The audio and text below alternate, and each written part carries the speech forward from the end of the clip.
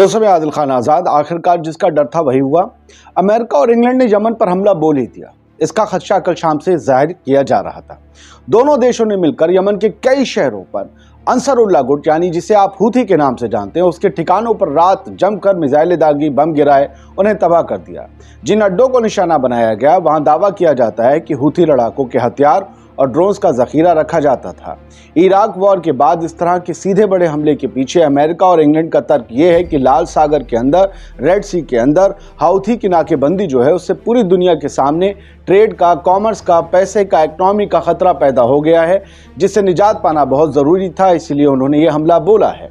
अमेरिकी राष्ट्रपति Joe Biden ने इस हमले के फौरन बाद एक बयान जारी किया। उस बयान का एक लेटर भी जारी हुआ। उस लेटर की कॉपी आपकी स्क्रीन पर है। इस लेटर में लिखा है और उसमें साफ होता है कि हमला करने के लिए यूएस यानी कि अमेरिका और इंग्लैंड ने ऑस्ट्रेलिया, बहरीन, कनाडा और नीदरलैंड के सपोर्ट से हूथी ग्रुप के अड्डों को निशाना बनाया है। बाइडेन के इस लेटर से यह भी साफ होता है कि अमेरिकी और ब्रिटिश आर्म्ड फोर्सेस के फाइटर प्लेन्स, पानी के जंगी जहाज़ों और पनडुब्बियों से यमन के इलाकों पर हमला किया गया था। अपने बयान के आखिर में बाइडेन इस लेटर में लिखते हैं, या अपने बयान में कहते हैं, जो इस लेटर में दर्ज है, कि मैं ज़रूरत के मुताबिक अपने लोगों की हिफाजत और इंटरनेशनल कॉमर्स यानी कि ट्रेड की खातिर और ज़्यादा कठोर कदम उठाने के लिए हमले के ऑर्डर देने से पीछे नहीं हटूंगा। यानी अमेरिका की खुली धमकी है कि या तो हूथी ग्रुप या हूथी गुट या अंसरुल्लाह गुट लाल सागर में अपनी एक्टिविटीज़ को ख़त्म कर दे, इजराइल के जहाज़ों को रोकना बंद कर दे, या फिर और ज़्यादा हमलों के लिए तैयार रहे।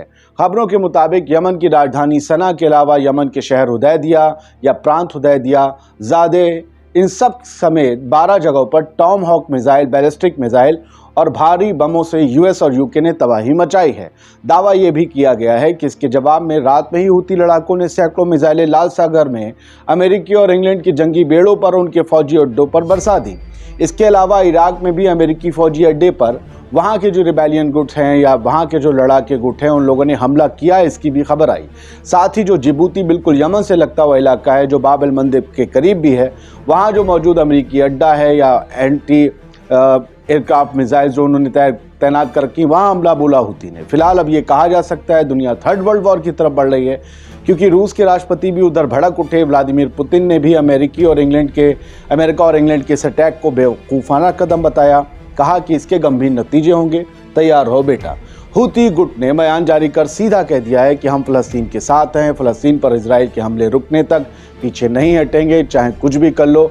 अमेरिका और इंग्लैंड को तो अब बख्शा नहीं जाएगा, क्योंकि उन्होंने हमारे यहाँ आतंक मचाया है। अंसरुल्लाह यानी हूथी ने कहा है कि हम पर हमला करके इन दोनों मुल्कों ने बहुत बड़ी भूल कर दी।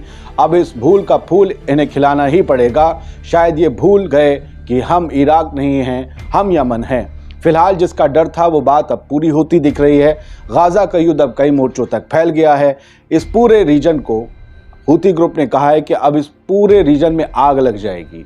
पहले ही लेबनान की तरफ से हिजबुल्लाह इजराइल के कब्जे वाले इलाकों पर बमबारी कर रहा था, मिसाइलें दाग रहा था। इधर लाल सागर में हूथी लड़ाके लगातार इजराइल को जाने आने वाले जहाज़ों को रोक रहे थे। भैया रुको, अगर उधर जा रहे हो तो जाने नहीं देंगे। और अब यमन पर हमले करके अमेरिका और इंग्लैंड ने युद्ध का एक नया मोर्चा खोल दिया है। इस मोर्चे से क्या होगा पता नहीं। जाहिर है अब इजराइल के साथ अमेरिका और इंग्लैंड मिलकर इस जंग को लड़ेंगे, जबकि दूसरी तरफ आप सबको इस बात का साफ अंदाजा होगा कि दूसरी तरफ लेबनान का हिजबुल्लाह होगा, यमन के हूथी गुट के लोग होंगे। हमास तो चलो अपनी लड़ाई लड़ ही रहा है, वो कहाँ बाहर निकलेगा। लैंडलॉक है उस तरफ, जो उसका साहिल समंदर, लैंडलॉक इसलिए क्योंकि जो साहिल है उसके समंदर सा लगता हुआ इलाका, उधर वैसे ही आईडीएफ खड़ी हुई है। लेकिन इसमें ईरान भी जुड़ेगा और ईरान के साथ सीरिया और इराक के लड़ाके गुट भी जुड़ सकते हैं, जो अमेरिकी बेस पर हमला बोलते आ रहे हैं। ईरान ने हाँ अपनी मिलिट्री को, अपनी एयरफोर्स को, अपने नेवी को रात ही रात अलर्ट कर दिया। रात क्या, मतलब ये सुबह के करीब हमला हुआ है, शहर के करीब फूटने वाला था सूरज, अलर्ट कर दिया है। और वहाँ अंधेरा था जब यमन में हमला हुआ, और अलर्ट करके कह दिया है कि जंग के लिए तैयार रहो। ये ईरान की तरफ से कहा गया है। फिलहाल इस पूरे मामले से, इस कदम से एक थर्ड वर्ल्ड वॉर की तरफ दुनिया जाती हुई दिख रही है। अमेरिका और इंग्लैंड ने ये कहा है कि हम आगे भी ऐसे हमले कर सकते हैं। अंसरुल्लाह गुट ने कहा है कि हम रिटेलिएट बहुत ज़ोरदार करेंगे, कि तुम याद रखोगे। फिलहाल इस एपिसोड में इतना ही।